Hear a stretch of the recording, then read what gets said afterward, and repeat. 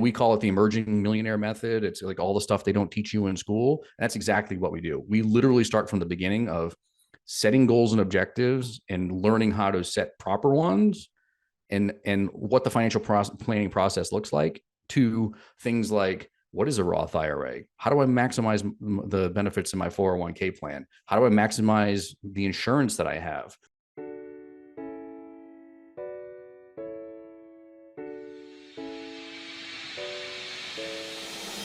Welcome to Give a Heck. I am your host, Dwight Heck, and for much of my life, lived my life in quiet desperation, wondering how I was going to pay the bills, take vacations, save for retirement, and one day wondering if I would get off the hamster wheel of life and have purpose. A life that most of society lives, which takes us to work, then home, then repeat, and pays us hopefully enough just to survive. The harsh truth that most live with more month than money and have no idea how to live life on purpose, not by accident. This ensures the mass majority are living not just financially broke, however emotionally and mentally as well due to financial pressures. In each episode, I will introduce you to thoughts, ideas, and guests that can help you to learn how you too can live life on purpose, not by accident. Good day and welcome to Give a Heck. On today's show, I welcome Jamie Lima. Jamie is the founder and president of Woodson Wealth Management and owner of Allegiant. I'm not sure how to spell that. I'm going to even ask you. Allegiant. There you go. Allegiant Divorce Solutions. Thank you. See, participation already, and the guests and our listeners get to hear that. Jamie's That's the French in you. You wanted to say it in French. You wanted to say it in French. You wanted to just put your spin on it. I appreciate that. I'll add, though, no French in me. None. But that's okay. I'm half French, so just so my mother's maiden name is LeBeau, right? So, oh wow. Well, we'll have to get you can mention that in your origin coming up. So perfect. Jamie's career began with Morgan Stanley in 2006. He later joined Fidelity Investments in 2011, where he was responsible for the oversight of over $1 billion in assets for families and businesses. During his tenure with Fidelity, he also spent several years coaching and training fellow associates nationally with a focus on Southern California region. To that end, he brings over 20 years of financial education and hands-on experience in the financial services industry. Jamie holds an MBA, has been a certified financial planner for nearly a decade. He is also a certified divorce financial analyst. Jamie loves helping his clients make complex financial decisions and making the puzzle pieces fit for them. The financial planning process can seem like an overwhelming exercise, but it doesn't have to be. Outside of work, Jamie and his wife, Dawn, spend a lot of time in their Jeep, off-roading, working around their farm in Ramona, California, and trying to keep up with their five kids. I'd like to welcome you to the show, Jamie. Thanks so much for agreeing to come on and share with us some of your life journey. Thank you so much for having me. Fantastic, man. I'm looking forward to it. By the way, I have 5 kids too, so so you feel the pain. I felt the pain. 4 daughters and a son. Oh yeah, 4 girls is rough. And then I raised them as a single dad. 3 of the 2 were in their teenage years already when I got full-time custody of them, and yeah, that's why I'm bald, just so you know. Yeah, well, that's if you're for the listeners that are not watching this, the video recording of this, there's definitely some gray in my beard too, and it didn't always come from the stock market. So yeah, I've done research on that on issues of gray and stress and anxiety and depression. Since you brought that up, it is real. Absolutely. And it doesn't go 100%. back either. It doesn't go back the other way. No, right. No, it does not. Yeah, you those watching you that are new, my loyal listeners, they know that I'm bald, right? I got a little bit of hair on the side, but mostly, all I got left for me is my humor and my good looks. Well, it could be worse. Okay, Jamie, one of the things I talked about that I like focusing on is a person's origin story. For those new to the show, I focus on the origin story because our lives are more than just what happens after we finish grade school, right? And go to college, university, or whether or not you did or didn't isn't the point. Our lives are a combination of lessons, mistakes, and we push forward and we learn from them. And I find that the more people hear my fabulous guests like Jamie's origin, the more they're able to connect. So Jamie, could you do me a favor and share with me things from your childhood to adulthood that led you to where you're at currently? Great question, and there's a lot to unpack there, but I'll certainly do my best to share, kind of what brought me to where I am today. And I think if you go way back in the time machine, I think that the earliest memories I have of thinking about money and finance is what I do for a living here. It was when my parents were divorced at an early age. I was probably 7 or 8 years old. So it was just the four of us. So it was my mother, my father, and my sister who was just a few years younger than me. She's a July 4th baby, so that's the family's little firecracker. I'll make sure I send this to her so she can make sure she gets she sees the plug there. But so we were relatively young. I mean, she was probably 2 or 3 years old. I was, call it 7 or 8 years old or so. My parents decided that they had wanted to get a divorce, and I didn't really understand it at that time. I just understood that, like they weren't going to be together anymore. Dad wasn't going to be around as much anymore. He was going to kind of go do his own thing. But one of the most striking things that I talk about this in a lot of my conversations with existing clients, and I brought it up in other podcasts that I've been on too. And there was a time in that 7 or 8 year old mind of mine that I remember. One of my best friends, his name is Richard. We were basically in diapers together. We were very, very good friends at an early age, and still are. We're still great friends today. And his family, his mother in particular, brought over a box of groceries. And I don't know if you remember the Dole banana boxes when you go to the grocery store. The absolutely. Dole banana boxes. They're like 2x3, and they held all the bananas. And I remember that box being put on the counter, and we're just full of groceries to help us fill our pantry. And that instant, I knew, wow, things are really tough, right? Like maybe mom's not letting on how tough they are. Maybe, dad, is struggling to try to now keep up with two households. And I didn't really think about it too much. I mean, I would think about it sporadically, but I wouldn't think about it too much until I was an adult myself and realized how impactful that was to me, and really just drove me to where I am today. And I think we as humans, sometimes we gravitate to the thing that we don't have in our lives, right? Like, whether it's a dopamine addiction where we want to go out, we're gambling or doing this, that, and the other. Maybe there's a hole in our lives that we're looking to fill, and that we fill that through gravitating towards relationships that aren't beneficial to us, or what have you. In my life, I was always worried about money. I was always worried about money. I was worried about being able to, are we going to have a house to live in? Is dad going to be able to keep up with things? Is mom going to be able to keep up with things?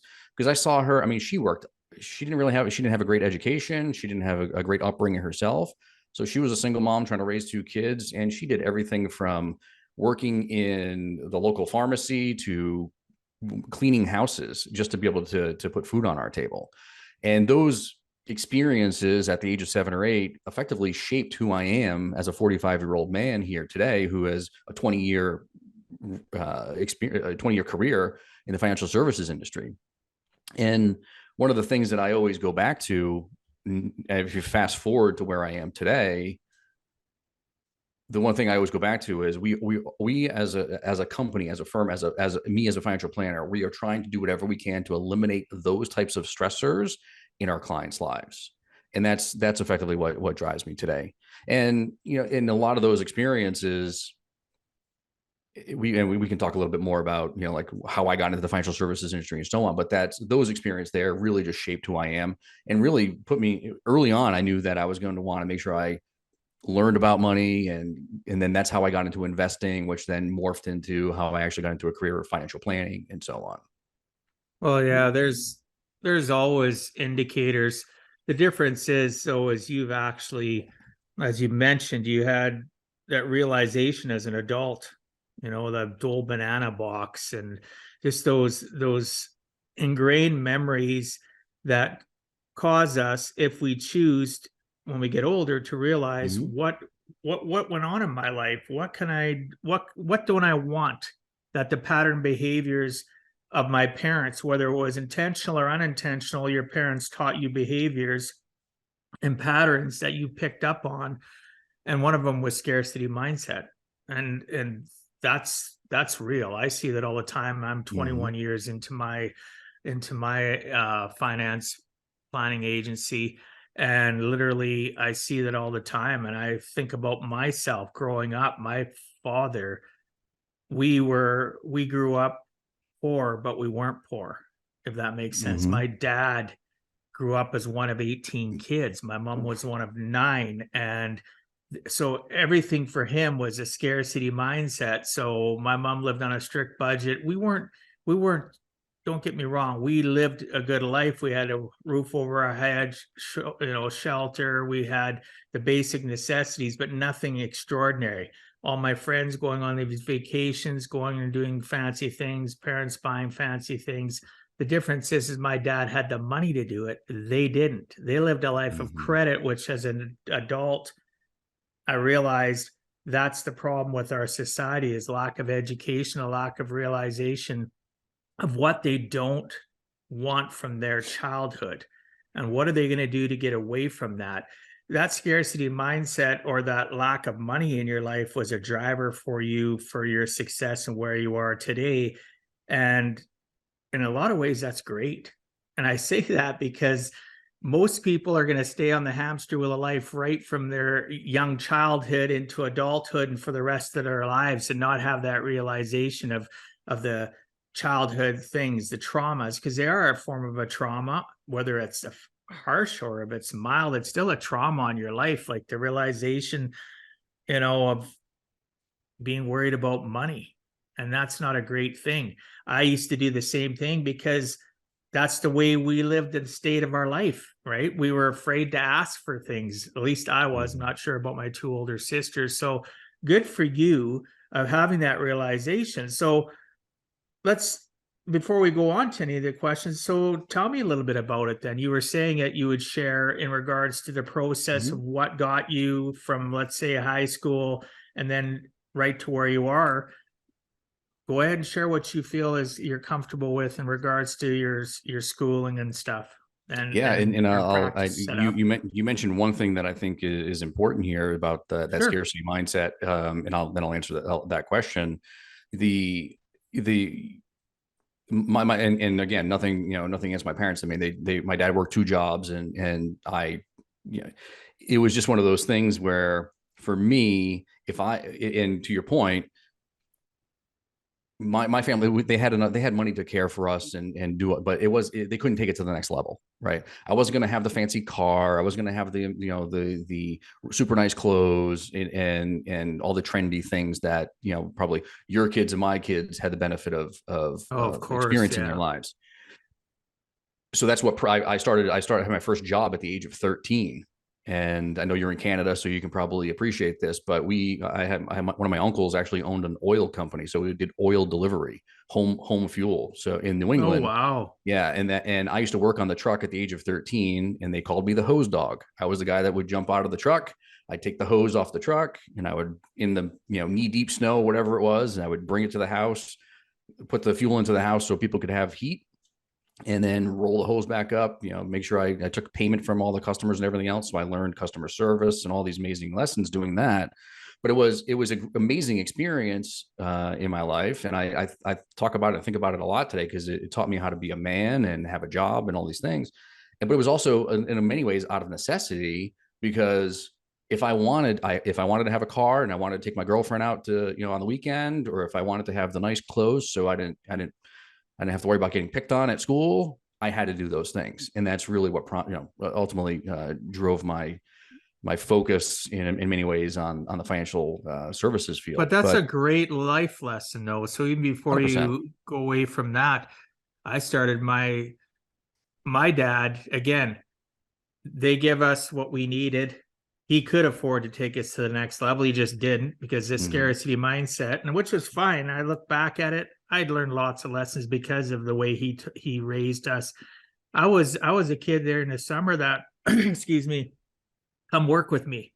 You're not taking the summer off. You're coming to work. You come to the shop. You got to go help the mechanics, go push a broom, go hand them tools, and you're not getting treated better just because you're my kid. You got to earn better treatment. You got to show your worth. And on top of that, I started my first job at 12. I had a couple paper routes because my dad was like, I only need to give you these things: shelter, food, love. The rest is up to you. Right. So I got a paper route, and I wanted to be able to buy things, comic books, whatever, when you're 12. Baseball cards. I mean, I did this. I bought a bike. Cards. It was amazing. And they paid lessons. me well. Yeah, they paid me well because it was hard work. I mean, we were up at 5 o'clock in the morning, filling up that truck with fuel and driving all over New England. Well, I shouldn't say New England, but Rhode Island, Massachusetts, and some parts of Connecticut. We would drive drive all day long. And it'd be 12, 14, 16-hour days sometimes. I only did it on the child labor laws, don't tell anybody about it. But listeners, mute it. Don't listen to this. Yeah, scratch that from your memory that I worked 14 hours on a Saturday. But it was an amazing lesson. And I look back now and I think that's, part of me. That's why I've given my stepson some experience in my business so we can learn how things go. I mean, I don't force him to do anything, but he has had a little bit of an interest in it. So I wanted to give him some exposure to what we do. And then if along the way, if some of the other kids decide they have an inclination for this type of work that we do, I'll bring them in, show them the ropes, and hopefully teach them some lessons that way as well. But well, you know what? You're a better person for having done that. I'm a better person from my experiences going from doing the paper route to my dad by 13, 14, come here, you're working for the summers. And I grumbled and this and that, but I actually wrote about it in my book. And I talk about the fact there's a little small segment where I talk about the value of being a paper boy and then working for my dad and having that realization once I was in my 20s, all the lessons that I learned, right? Like the untaught lessons, the unintentional taught lessons that you pick up on customer service, how he treated his customers, because he owned a farm implement dealership dealing with farmers, which are love you farmers, but you're some of the most difficult clients to deal with on the planet.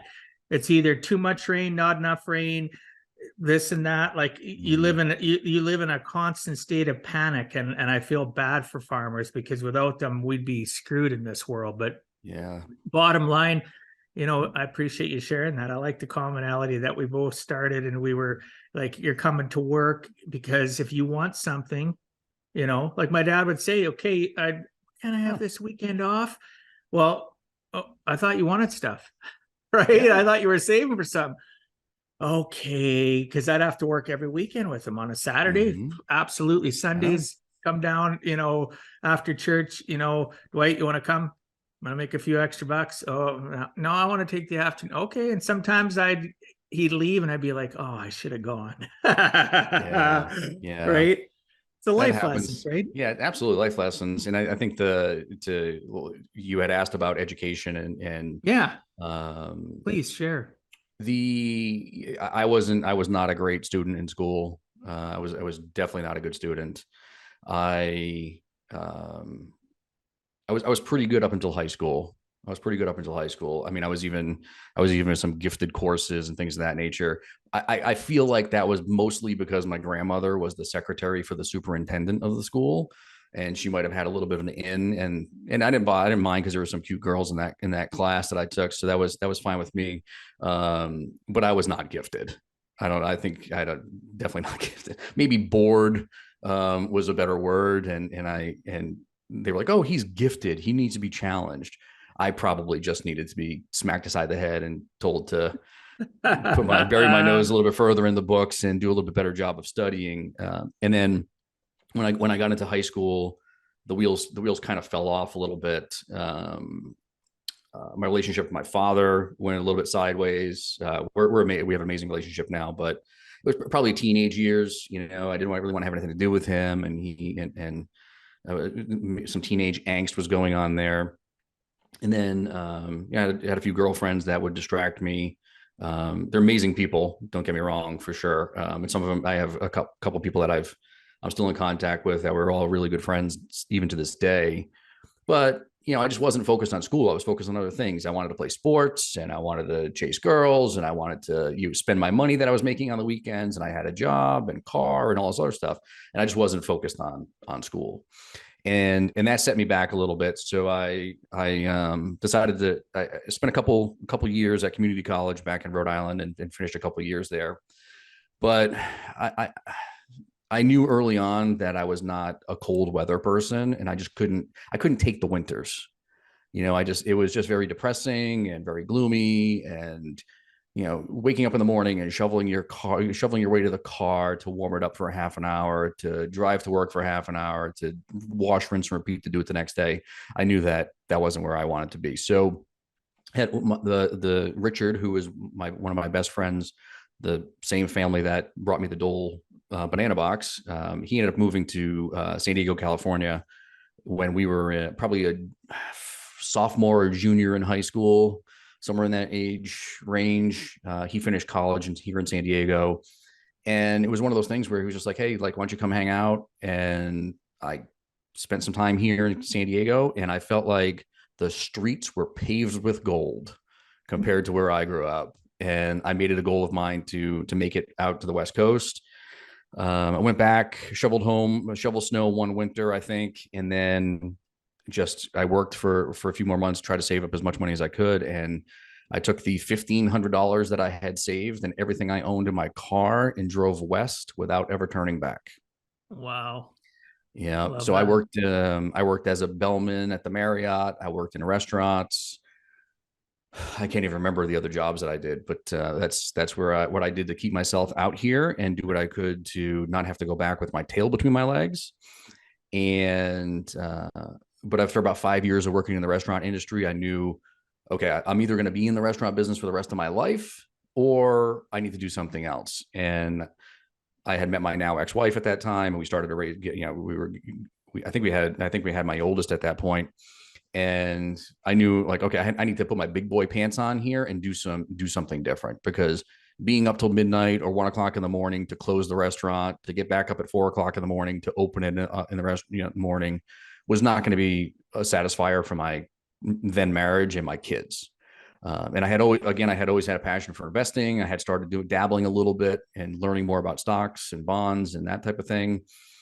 And I decided I was going to finish my degree in finance. So I went back to school, finished the last couple of years of school, and got my degree in finance, and effectively just started banging out the phones and knocking on doors and sending out resumes wherever I could. And luckily enough, Morgan Stanley decided to hire me, and I took whatever job they were going to give me, because I wanted to get my foot in the door in this field.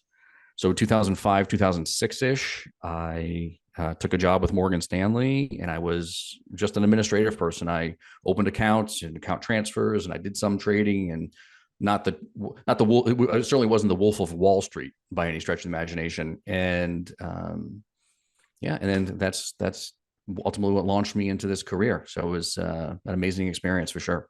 Well, I like the theme I get through this, and I find this with a lot of the amazing guests I have on, is the people decide without even realizing to be tenacious. You led a tenacious life. You weren't willing to, and I'm not trying to hurt those in this life that have settled. Mm-hmm. Your definition of settle and mine are different. I'm on the climb. You're happy where you're at. You're camped. That's great. But Jamie, you're a person that's tenacious. You may have gone through different things of your life and had that realization, like when you went and hung out and thought the streets were paved with gold in San Diego. You go back home and it's like, screw this. Yeah. All right. Yeah. I'm going to do whatever it takes. And I'm going to get to San Diego and, again, do whatever it takes. To me, tenacity is that to me is a superpower for people. It really is, right? Yeah. To be tenacious, because people listening, to be successful in life involves failure. Failure is not a bad thing. It's a stepping stone to success. You need to be willing to skin your knee the difference between somebody that skins their knee and decides, oh, I don't want to hurt myself again, and they become camped in their mindset, that's great for them. But for Jamie and myself and many other people, we're tenacious. We're getting up. We're going to let the blood trickle down and we're going forward again. We don't care. Put a Band-Aid on it. We're going to be somebody that's going to always achieve what we want, our dreams and aspirations, whether they're driven again by your origin of scarcity mindset of mom and dad not being able to bring everything you want to the table, or your friend Richard's family bringing that box. All of it made your tenacious drive and somebody that, look at how successful you are, and your family has benefited from it. Obviously, throughout that period, you talked about divorce, and I wish I had me back when I was first married, right before I got divorced. I would have been way better off, because I think so many of us need to have mentors like you and I to understand the rules of the money game, and we just don't have it. Right. Yeah. And because they don't teach you this stuff in school. None. They don't teach you this stuff in school. That's the reality of it. And I think as you were talking, I think there are two lessons that people should take away from this segment of our conversation. The first is, you can't look at somebody else's situation and compare it to your own. And I do this all the time. I'm constantly, I battle with imposter syndrome. I battle with, am I good enough to do this? I battle with, that person is getting much further ahead than I am all the time. And you have to remind yourself that, like you just said, like this might be your base camp, and maybe you just need to camp out here for a little bit, and then just so you can take the next leg up.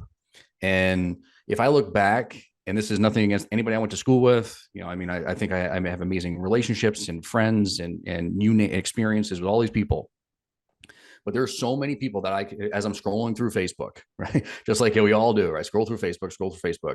And I see so many people that I compared myself to in high school, thinking I wasn't good enough. I wasn't going to be able to get where they are. They had all the girls, they had the great car, they had the money, or they were the best athlete, or they did all these things. And you look back at them now, and not that I'm anybody special, but where they are, where I am, are in completely different levels. Between the education and the experience and the knowledge and the business acumen and all the other stuff that I've been able to teach myself and learn over the years, some of those people that I used to look up to are still going to the same bar on Friday night that they went to when they were 21 and 25 and 30 and 37. And they're still stopping at the same one stoplight that we had in our little town, and they're doing the same thing that they did. And they've been at that base camp for 30 years. No realization. So anybody that's listening that it feels like they're not good enough, that just doesn't, maybe you don't even have the energy to just get up and keep trying. You've got to find it, because those people will be left in the rear view mirror if you can just put one foot in front of the other. Well, and that's why the rear view mirror is smaller than the windshield. Bingo. Right? 100%. All right. 100%. Keep this stuff behind you. Yeah. I am not I one of my best friends and a girl, one of my girlfriends in high school, one of the best things I ever learned was from her. And she said, I will never go backwards. Right. And I thought about it then, and it kind of hurt, because I realized, like, okay, she's like, I'm never going to get back together with you, which was disheartening, but a blessing in disguise anyway. But when she said that, I was like, well, that's pretty powerful.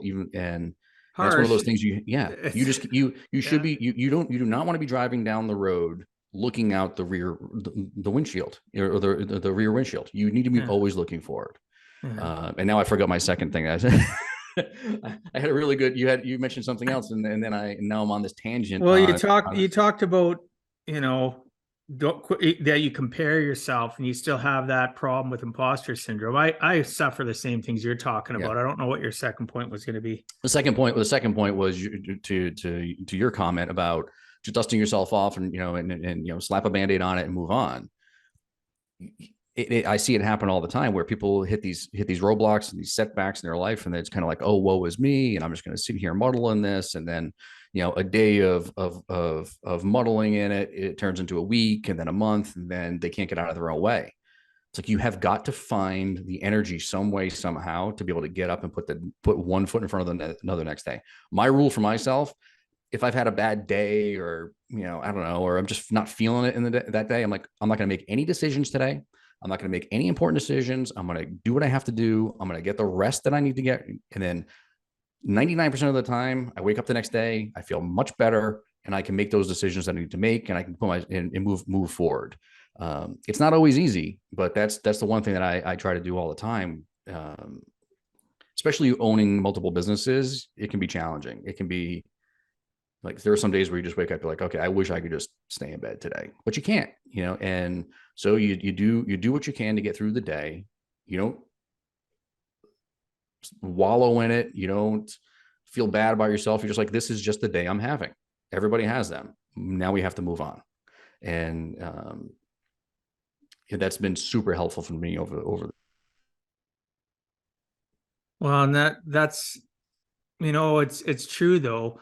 See, with me, I am now in my 5th year because I'm also a lifestyle coach along with my practice.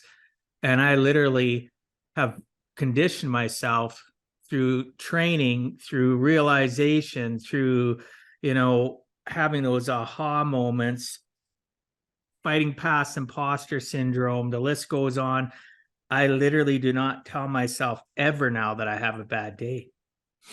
Even from the loss of people close to me a few years back when I lost my granddaughter, to losing other people in my life, I literally have to fight past that thing that we're conditionally taught from youth, that we hear around us all the time from our family, friends, work associates.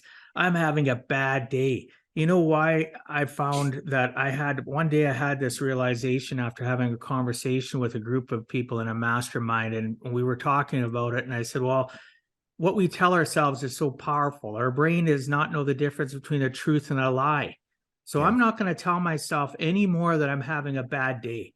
When I have circumstances come up and I wake up, like you're talking about, happens to me too, and my gratefulness exercises just don't seem to be working, and I'm having that, a challenge, I say to myself, you're having a bad moment. Check yourself out, quit working, go over here, time yourself out. And I coach people on how to time themselves out and what their period of time out needs to be. Everybody's different. We're all unique, just like our fingerprints. And I literally now, if I even find that creeping, and you know what, listeners and people watching, it takes time. Any habit, good habit, bad habit, it takes time to integrate. My brain now automatically says, it gives me a mental slap itself. It says, you're not having a bad day. You're having a bad moment. You just took away from the fact that you had a great client call an hour ago, and that client was just praising you, oh, you're so good. Thank you for helping our family. Or a business owner saying, I never thought about this. Now I can do this in my business. And, I hear that from you, and it still gives me like that anxiety, that tight chest, because I know I could easily slip backwards. So those listening and watching, don't think Jamie and I have it figured out. We have to constantly work at ourselves, like he's saying, to suck it up. And people hate that term, suck. Well, it is. It's true. Suck it up. My dad used to always say that. Oh, you got this going on. That's terrible. You still have all these people or all these circumstances that require you to be engaged between your 6 inches between your ears. Suck it up. Right. And sometimes I couldn't. And then he'd just go, okay, like, go away then. Right. I don't need this around me. And as an adult, I look back at all these lessons and I listen to you talk, and I appreciate the fact of your tenacity again, because it all goes back to your tenacious, or you would stay in bed. You'd be that person that even if it was just to be camped for a day, you could do it. It's not like your businesses are going to fall apart, but you've conditioned yourself to realize that other people are counting on you. And in order for them to count on you, you got to count on yourself. So you suck it up and away you go. Yeah. It just doesn't feel good to wallow anyway. It doesn't. So Jamie, 20 plus years helping individuals understand the rules of the money game, rules that should be taught to everyone from a very young age. We talked about it earlier, all the way to present age, as the basics stay the same in the rules of the money game, which most people don't even understand the basics. However, things get things change in financial planning. Things change with financial products. And even people that understand the basics still need to brush up on it. And that's our responsibility to help them. What is the easiest solution, do you believe, to break the generational cycle that has been going on for decades in the lack of financial education? It's a great question. I feel like, I guess there's two parts to this. One, what the system can do, and then what we can do as individuals. What the system can do is spend more time educating people on this stuff, right? Like if I look back, even going through, looking at high school. I don't know about anybody else, but I didn't learn a whole heck of a lot in high school. They taught us, for me, it was badminton, right? Cross country skiing. Those are the things that I remember from high school. That it wasn't, I took wood shop. I took, some cooking, like home learned ec, how to sew. Right? I learned how to make a pillow. I learned how to make a pillow and cook, probably macaroni and cheese or something. It was and nothing, not taking anything away from teachers. They have an amazingly difficult job to do, but the system is broken. People are coming out of high school. They don't know how to manage.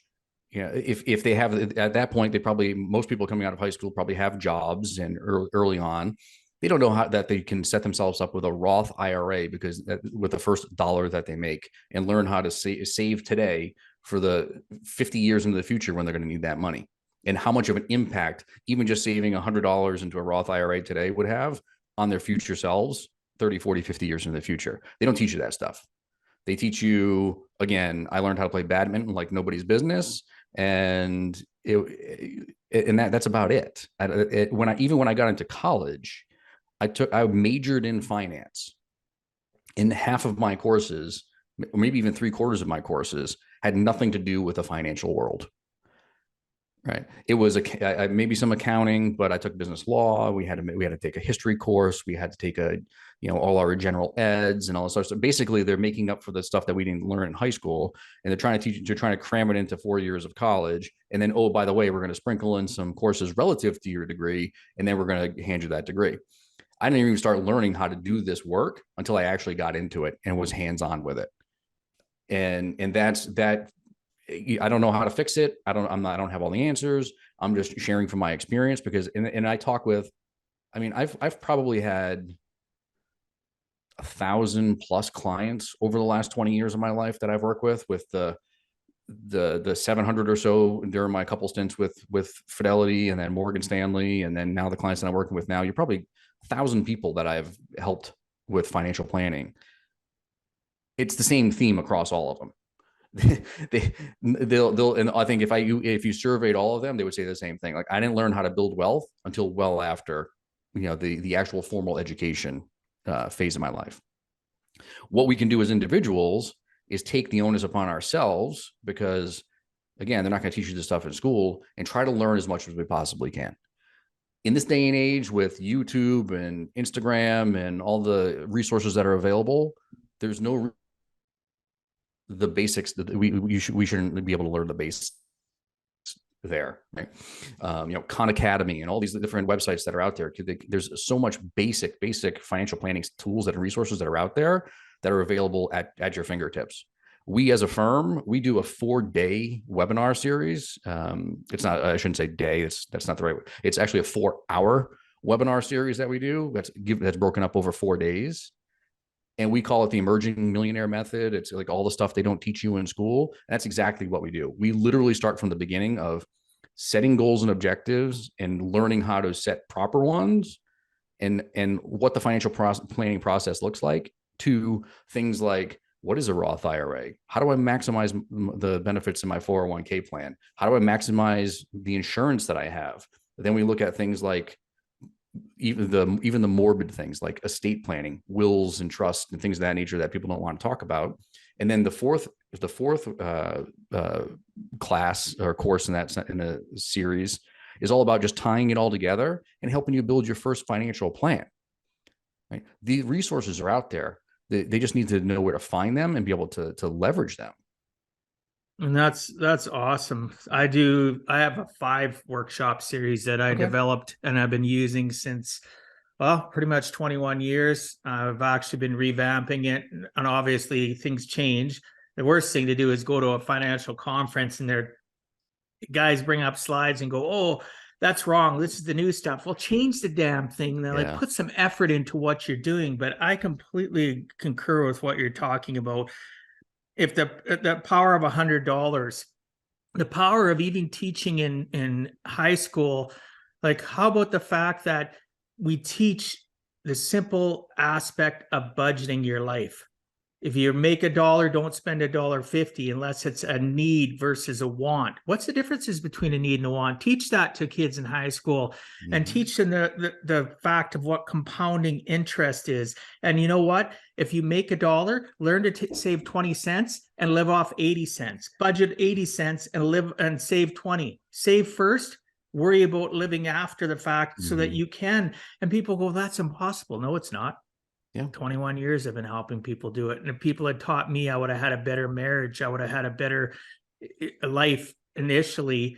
Being, I'm in my 20s, I'm, later 20s, 6-figure income earner, yet I was broke. I was living hand to mouth, more month than money. For those people that are new to the show, what more month than money means: you're 15, 20 days into the month, and now you're in lines of credits, you're in overdraft, you're using a credit card just to survive. And it could have all been taught the basics in high school. It really could have. It could have even started some of the stuff could have started in middle school even, right? Absolutely. How about they teach you about taxes? Oh, anything. Everybody deals with taxes. Nobody knows how to manage them. And you know what another thing is, though? People hate taxes. And I look at them and I'll go, "You know what? I'm not against taxes." And they'll go, "What?" Well, I like having hospitals. I like having police. I like having fire department. I like having this and that, clean water and stuff. That all costs money. And as a participant in society, I have a responsibility to help pay for that. So I'm not against taxes. I'm against the overtaxation of people to help the wealthy hold on to their wealth. Like the middle class and poor, they don't understand the rules of the money game. They don't understand how to, work a life that they can efficiently pay a fair amount of taxes and move on.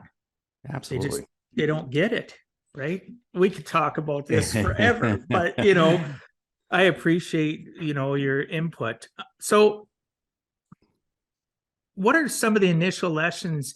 I read some stuff up on you, and you like dealing with younger people. So what would be initial lessons you would actually teach somebody, like, let's say, still in younger grade school, to grasp the concepts of money and the things they can do with it as they go into their adult years? It's the same thing we would start anybody off. And most of the engagements that we start off with, we simply go back to managing cash flow.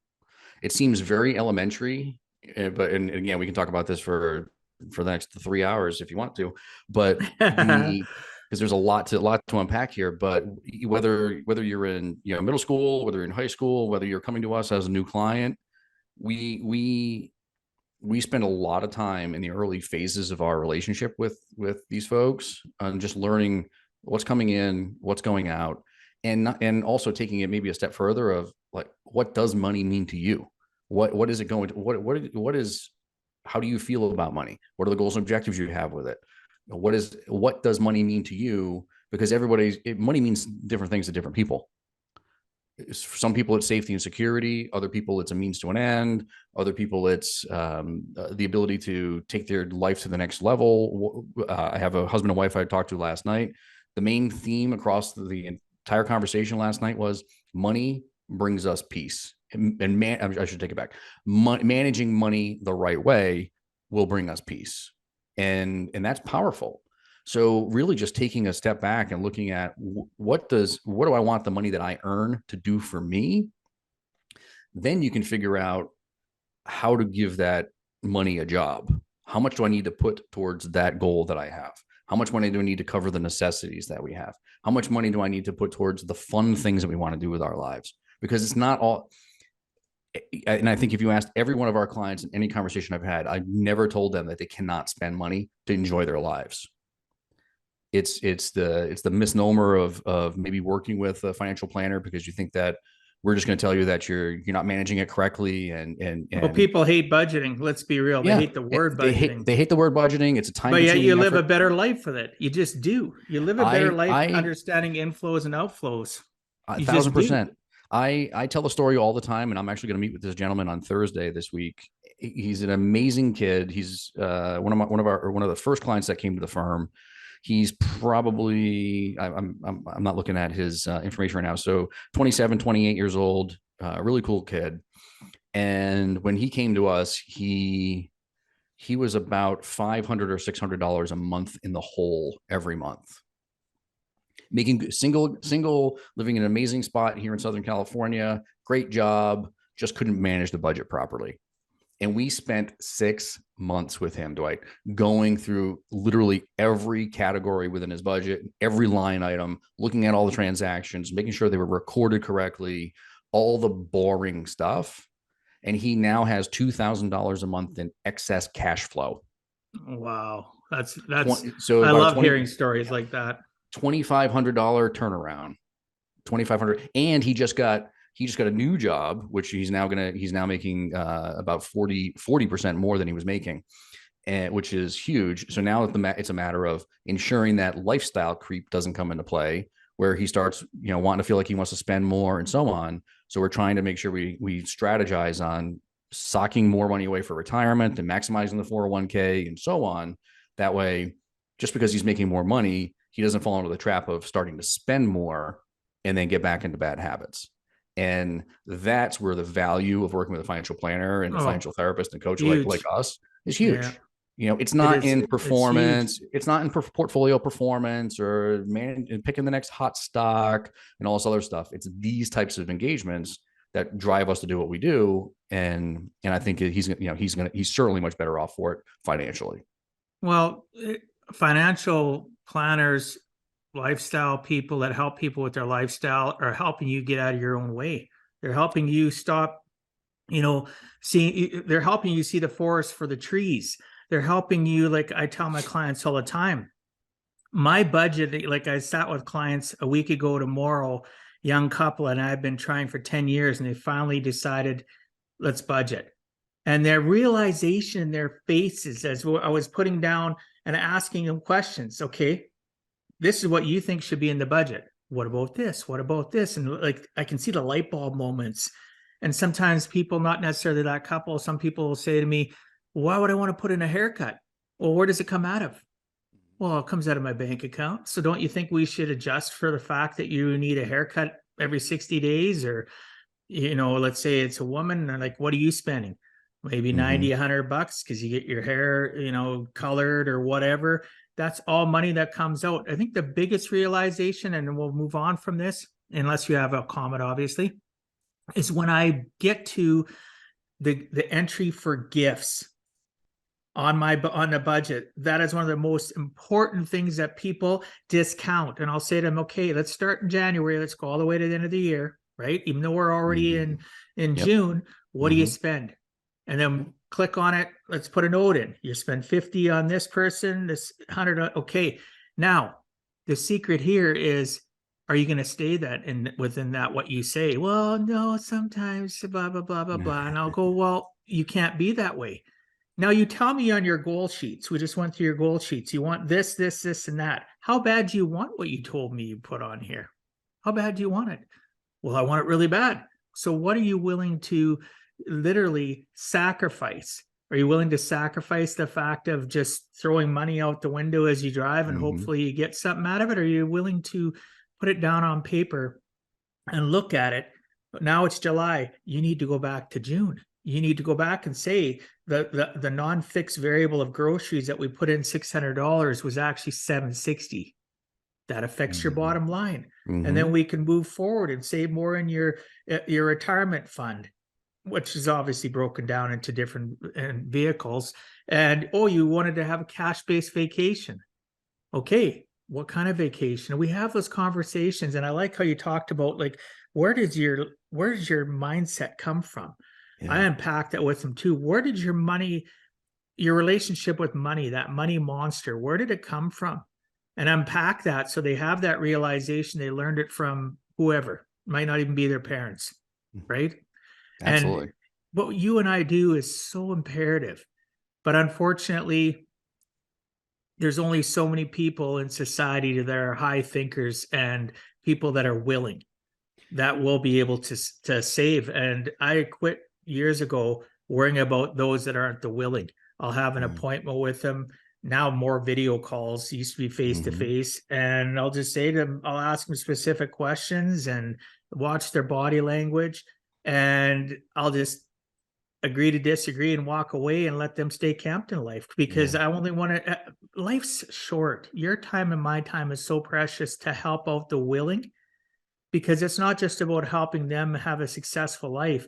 It keeps our 6 inches healthy as well, because now we're not frustrated or stressed or worried about people. Oh, I helped them with this plan. And then 6 months later, they're right back where they are, maybe 6 weeks later. Yeah. No, you're absolutely right. And we might, this might be a 2-hour podcast there, Dwight, but, dude, I haven't even gotten to everything. There's 2 things that you just mentioned right there that I'll comment on. The first is, Sure. You were talking about, I lost my train of thought here, but, we were talking about, managing cash flow, budgeting. It'll come back to me. I'll come back to it. Yeah. I forget. I had a really good point there. I thought it was a really good point. Now it's out of my brain. That's okay. That's okay. We'll continue on. So, bottom line though, man, you know what? Like, as a side note, whether you are or aren't, I'm a God-fearing person, and I prayed, I prayed about the fact of me being able to share the message of what I do with somebody that can resonate at the, same level. I don't care about highlighting and bringing somebody such as you to my show and encouraging people to reach out to you, because you know what? The world is our oyster. That saying is true. There's so many people out there that need help. You and I in our lifetime, if we never took a minute off, would never be able to help enough people.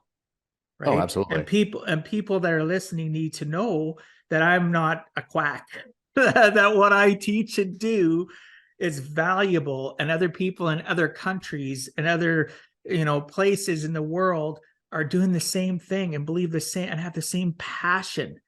Right. And that's why I was honestly, I'm blessed that you're on the show, that you came up in my as wanting to be on my show.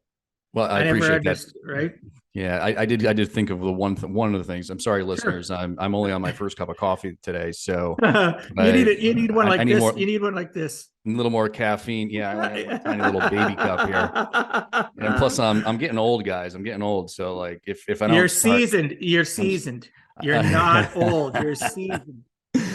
The comment was managing your household like a CFO, right? If you run a business, you monitor your balance sheet and your profit and loss statement.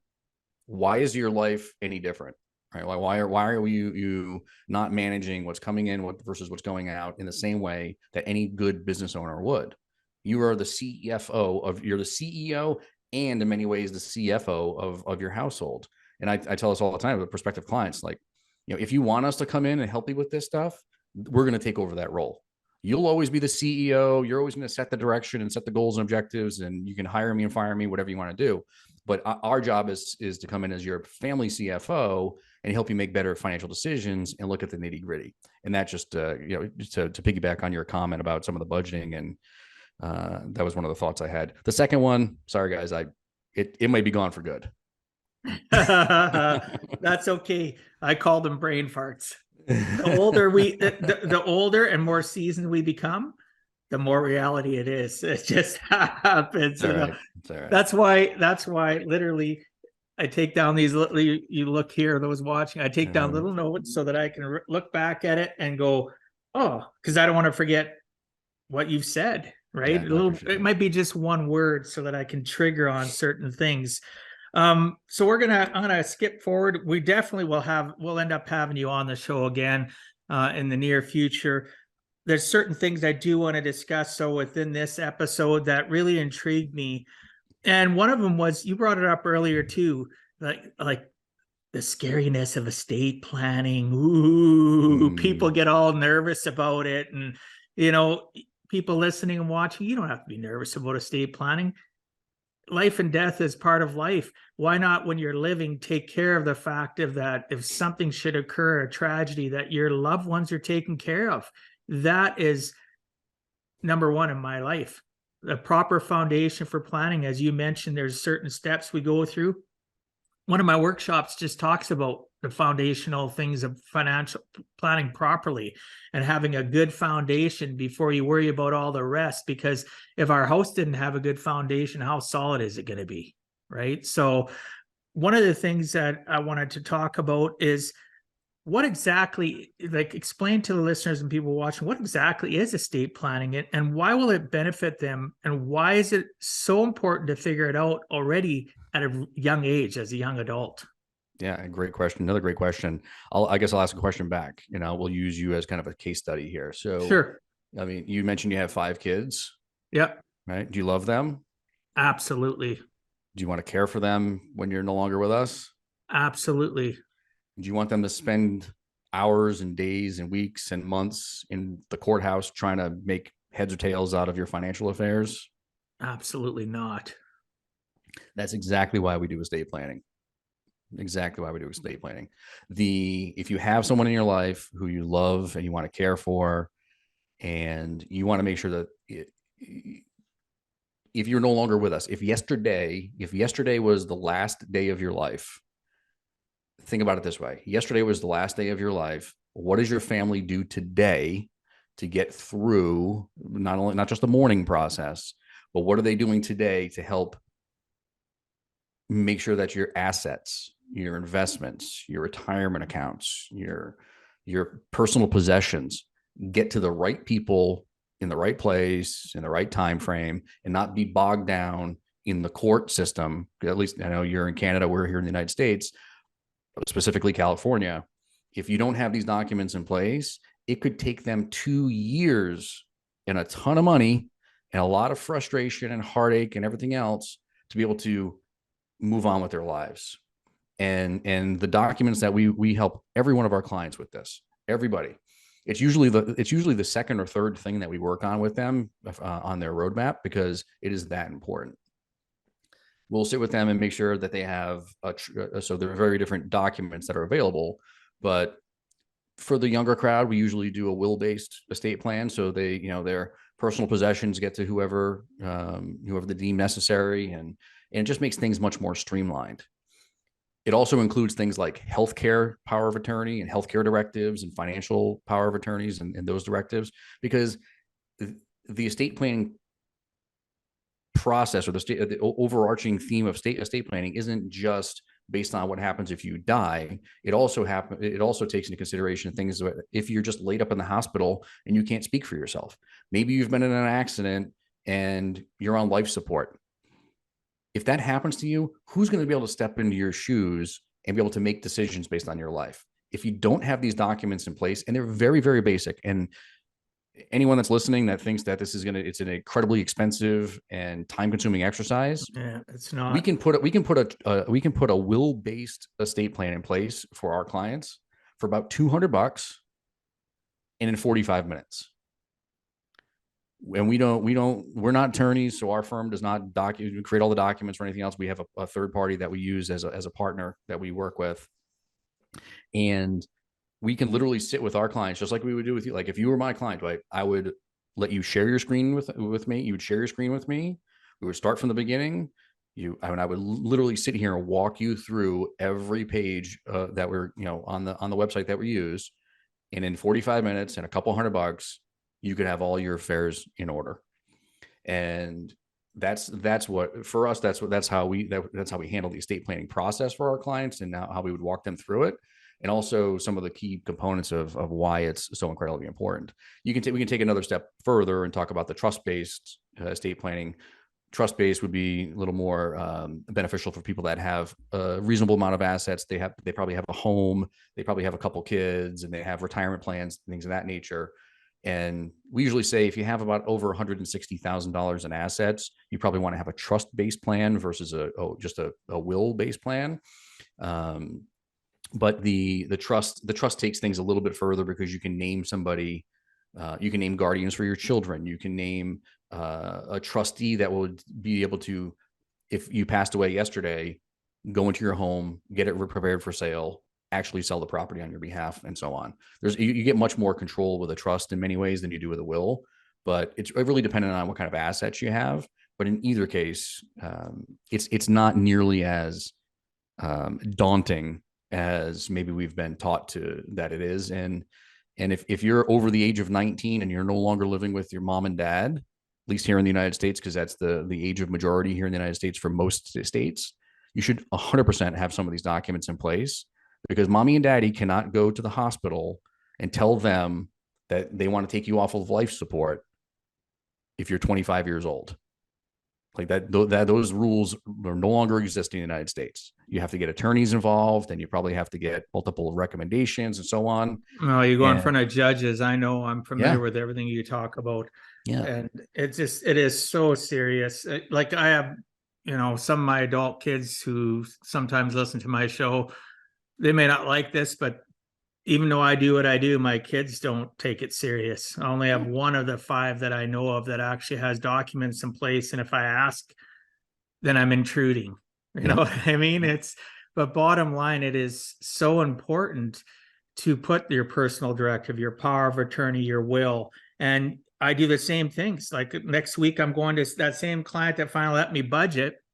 Been bugging them. I have an estate planning checklist I go through, and I discussed it with him again, right? Mm-hmm. And then I get him to sign it.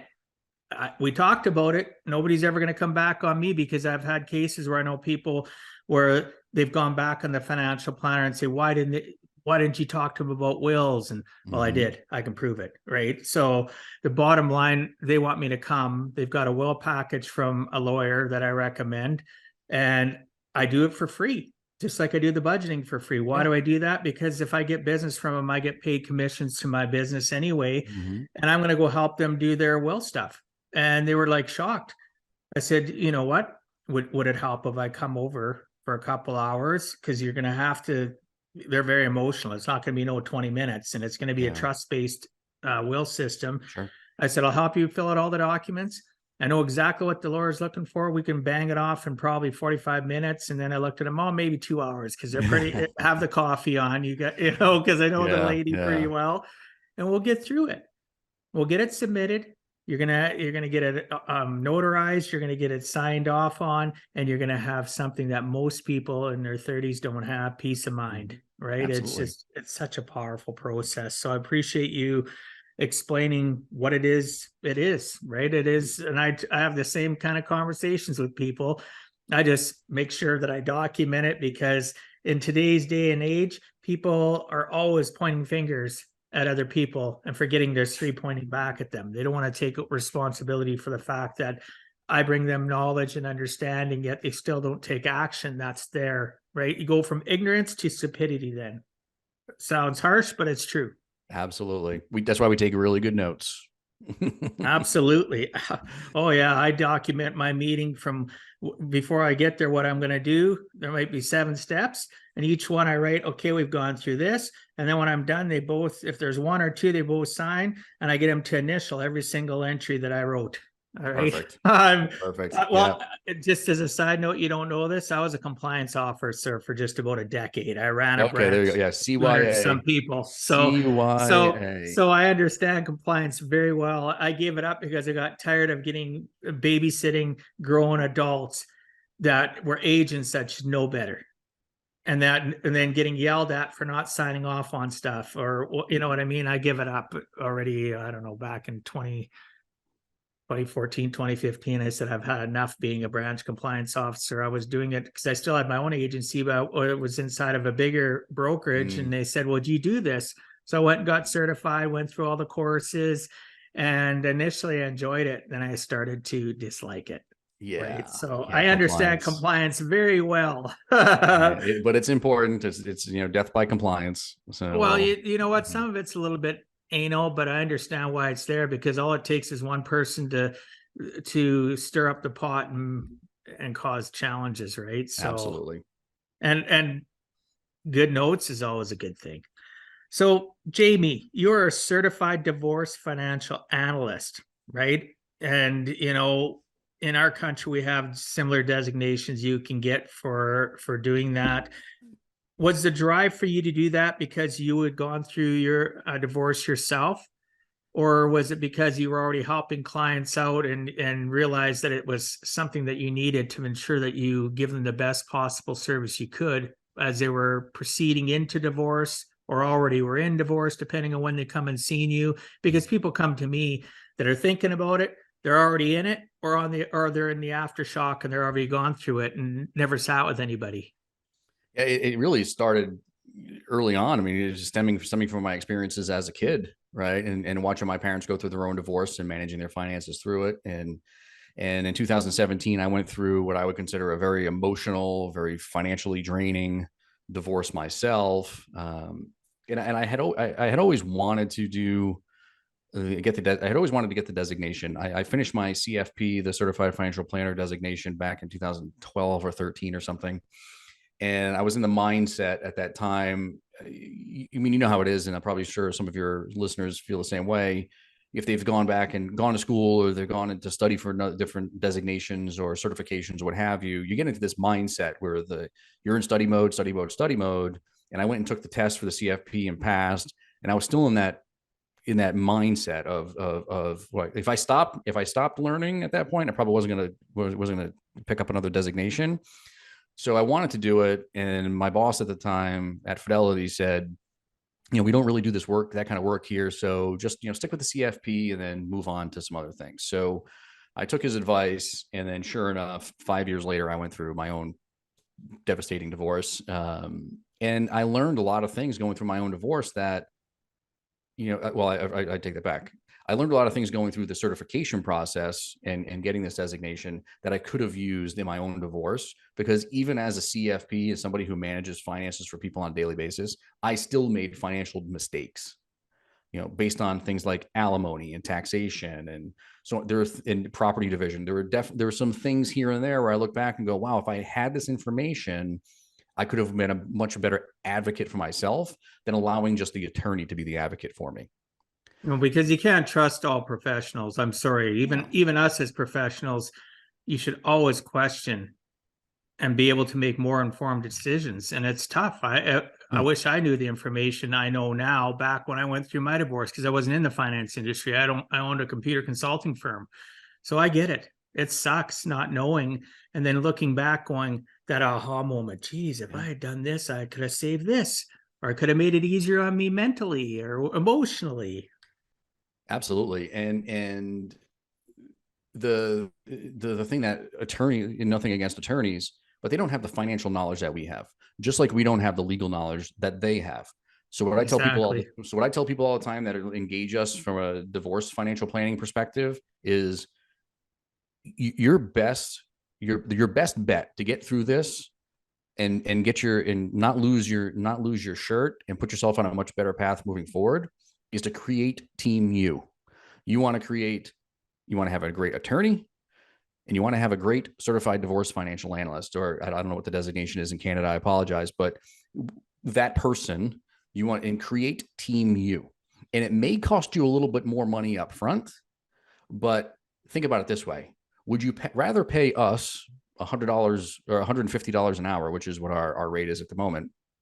Would you rather pay me $150 for 10 hours worth of work? Roughly, we charge a $1,500 retainer and $150 an hour. We usually do about 10 hours worth of work for every case. Would you rather do that and have somebody who can coordinate with your attorney on all the financial matters, on alimony, on taxes, on property division, on alimony and child support and all those things? Or would you rather just take that money and give it to your attorney so he or she can burn hours at a much higher rate? Usually, I mean, I think my attorney $400 $350 is the lowest that I've seen. So you're looking at $350 to $500 an hour. And what do, Dwight? They go, well, we're going to try to figure out this property settlement situation. So let me email opposing counsel. Let me call opposing counsel. Send me some documents so I can review. Then they email each other. And the next thing you know, the whole time, even as I'm saying this, all I can hear in the back of my mind is tick, tick, tick, tick, tick. And the clock, the clock is ticking, right? The clock is ticking. And I don't even I would be embarrassed to tell you how much money that we spent on our divorce, but I would be venture to guess that if I had a CDFA in my corner, or if I had the knowledge that I had now, it would be about half. It would be about half. I would have made less mistakes too, brother. It's terrible because I when I go to Ching, I can, I remember looking at the detailed list of things that I had to pay for, from paper clips to staples. They charged me for photocopies, faxes. They charge for everything. And they'd say, send me this, or we're going to email opposing cons. Why, the knowledge I have now would have been like, why do you need to email them? Yeah. I get why you're emailing them. You're cha-ching. I'm your ATM. I'm your cash machine. Yeah. And again, not all lawyers are like that, because I have some great lawyers in my corner now that I refer people to. But in any profession, financial planning, lawyers, doctors, accountants, it don't matter. You got people that are money based. They're not relationship people based, right? Wouldn't you agree? 100%. 100%. I love that, Team U. I like that. Team U. See, in my practice, when I sit with a couple, I'm very methodical about communicating with them. You know what? We're going to do planning in regards to the fact that you might not work out. And I don't do that to everybody, but I can see the forest for the trees with some people sitting down with them, and the angst and the body language, and I'm in between them. They're not sitting together, and I'll talk to them about stuff. You know what? If something was to happen, you guys want the best interests of your children, correct? Of course we do. Great. So as we're planning and we're going through this, we're going to also plan for the tragedy of maybe you guys don't work out. Would that be okay, so that your kids are okay, so that they don't have to be part of the fallout? And I get people looking at me going, they don't know what to say, because, and I never used to. It's only been in probably the last half of my career where I literally am that decisive and blunt with them, because I can see it. And then we go through the process of understanding that we want to avoid taxation as much as possible, not just for estate planning, but for, division of property. We want to understand, if something should happen in that process and one of you passes away, the kids are still going to be okay. The surviving person is going to have money. And, it's way more detailed, listeners and people watching, than I'm making it out. But it is so imperative going through today's society, where the number one cause of divorce is financial strife, that we plan, that we think about it. Not everything's wedding bliss. 6 months in, it can quickly disappear. Now you understand the nuances of their childhood versus yours. Now you have conflicts. A lot of those conflicts, if you sit down and budget and learn the rules of the money game and learn your inflows and outflows, your life would be that much better.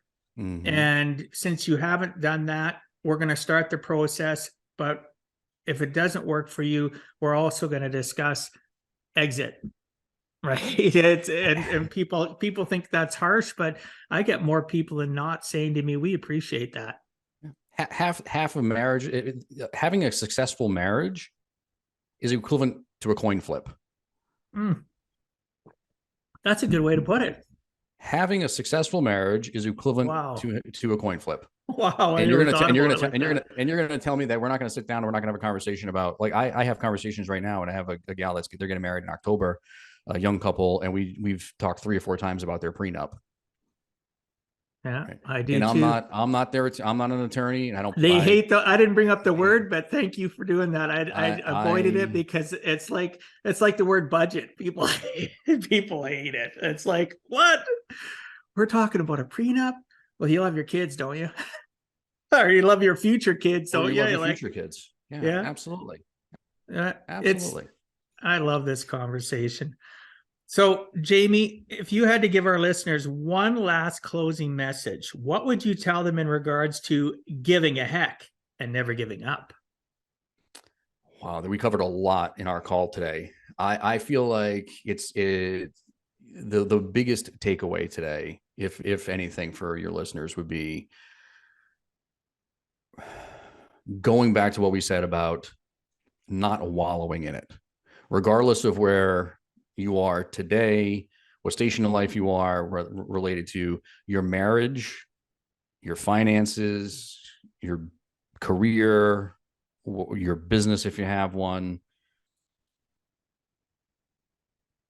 Being able to get up every day and put one foot in front of the other and just keep moving and not wallowing in it along the way when things, I'm not going to say when you're having a bad day, because we're going to have a bad moment. When you're having those bad moments. I wasn't picking on you when I said that. That's okay. No, when you have those bad moments, which sometimes can last 24 hours, but so when you have those bad moments, it's very, very important to not wallow in it and brush yourself off, get up and find your motivation, whether that's your family, whether that's some other loved one, your kids, your ego, whatever it is that's going to get you up and running, because we all have setbacks.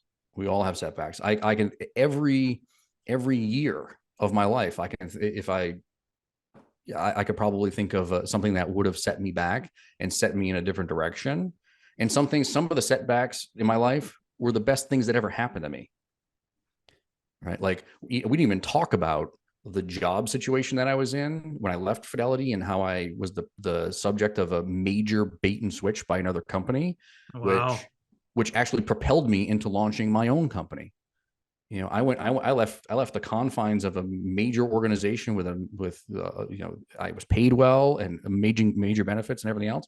And I left with the hopes and promises of this organization that they were providing me. And within 6 weeks, they basically cut my salary in half and changed the entire rules of the game that we agreed to. And I had to look in the mirror and go, what do I want to do? I want to stay with this company, or do I want to go somewhere else? I could have easily put my head down and just sucked it up and stayed at that company and just did what I had to do because I have financial responsibilities for my family. Instead, I went in a completely different direction, launched my company, and now launched a second company to help people with their divorce financial planning needs. And we're serving people all over the country. I have 5 amazing advisors on my team. I'm meeting people like you every day. There's a lesson in that too. And so those, if you just don't wallow in it, it's okay to wallow in it, but not for too long. You've got to keep moving. Agreed. And I appreciate the fact of the bringing up about the bad day. People don't think I'm judging you ever. You can have your bad days. I know for me, what I coach on and work on is to stop doing that, because I found that I would wallow more than 24 hours. Sometimes it would suck me into a quagmire of a sand pit, and I'd be going down that quicksand route. And, it's just not a great way to be. So everybody in life, like I tell them, you do you, I'll do me. If what I do for me helps you, I'm willing to share. I'm willing to help, because I'm a working project till the day I take my last breath. And one other thing I wanted to add, you mentioned in your last closing message, people happen for us, not to us. As you mentioned, there was things that it was imperative that it happened to you, because you may at the time you don't appreciate it, but you look back at it and it changed your course. It was a course correction for you. So I constantly tell myself that too. It doesn't always work, just like that bad moment, bad day doesn't always work, but things happen for me, not to me. There's things that are happening that I don't understand the big cosmic picture of it, but it'll always come to me later on, and I'll have that aha moment and go, you know what? That was great. That happened. Yeah. Right. One of my advisors uses the analogy of being on a flight, right? Like if you're leaving Vancouver going to Quebec, is it a straight line? Never. No. Right. It's always you're changing altitude, you're turning left, you're turning right, you're going around weather, you're taking off early, you're taking off late. But you're ultimately going to get to your final destination. And all of our final destinations is 6 feet in the ground. Absolutely. And how you get there, it's up to you to figure out what direction you take and how you course correct. Yeah, I totally agree. So our time is almost up, but I want to respect our listeners and your time. However, before we end, can you please tell the listeners what is the best way to reach out to you? Great question. So the best way is we have two different websites set up, but I'll just give you the main one because that'll lead you to all my contact information. So if you go to woodsonwm.com, that's WOODSONWM.com. We are at the base of Mount Woodson here in San Diego, so that's where our namesake comes from. Sweet. And all my contact information is there. You can also direct to the divorce financial planning website that we have. We have to run two separate companies because for legal reasons, because we can do some expert witness work and so on, and we can't do that underneath the financial planning umbrella. So we have two different companies set up, one for divorce planning, one for the traditional financial planning stuff, which is the woodsonwm.com, where you can get all the contact info. Sweet. I'll make sure for those new to the show, go to www.giveaheck.com, hit on the podcast portal button. There's a specific portal just for the podcast. You'll see Jamie's face, and below there you'll see abbreviated show notes, and I'll ensure that the contact information is there. For those of you that are in the area of the US that can utilize Jamie's services, if you're nervous, never be afraid to reach out to me. If you believe that you're comfortable enough, reach out to me. I do it quite often. The last 140 some episodes, I'll direct and make that introduction to Jamie so that you can get the help that you deserve to live that purposeful life. So any last closing things that you'd like to add or say, Jamie, before I close the show out? No, I think it was an amazing experience. I hope your listeners garnered some tidbits of here from our conversation. And I guess relating to contacting me, don't be nervous contacting me. I have 1,000 financial advisors in my Rolodex, so to speak, where if we're not a fit, we'll help you get to the right place for sure. And we work with people all over the country, so we don't have to be pigeonholed into working with somebody. That's awesome. In San Diego, we do work. We're 100% virtual, so we can work with anyone across the country. That's great. Yeah. We're just here to help. Oh, and that's the most important thing that's been said. You're here to help. I'm here to help, and people realize that it's never too late to give a heck about your life. And it starts with having mentors. It starts with having people such as Jamie and his team. And one of the things you just said, that you're willing to refer to others, that's amazing. It's not about you. It's about the end result of serving mankind and humankind, right? So I appreciate that. So thanks so much for being on Give a Heck, Jamie. I appreciate your time and sharing some of your experiences so that others too can learn it is never too late to give a heck.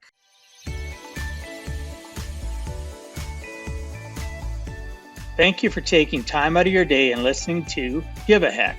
If you find value, I'd appreciate you sharing with your friends and family so they too can learn how to live life on purpose, not by accident. So you do not miss the next episode, please subscribe on your favorite podcast platform, and please also post a review. I look forward to reading your comments. This has been Dwight Heck. If you want to check out other podcast episodes or today's show notes, please check out my website, giveaheck.com. And until next time, together let us all strive to give a heck.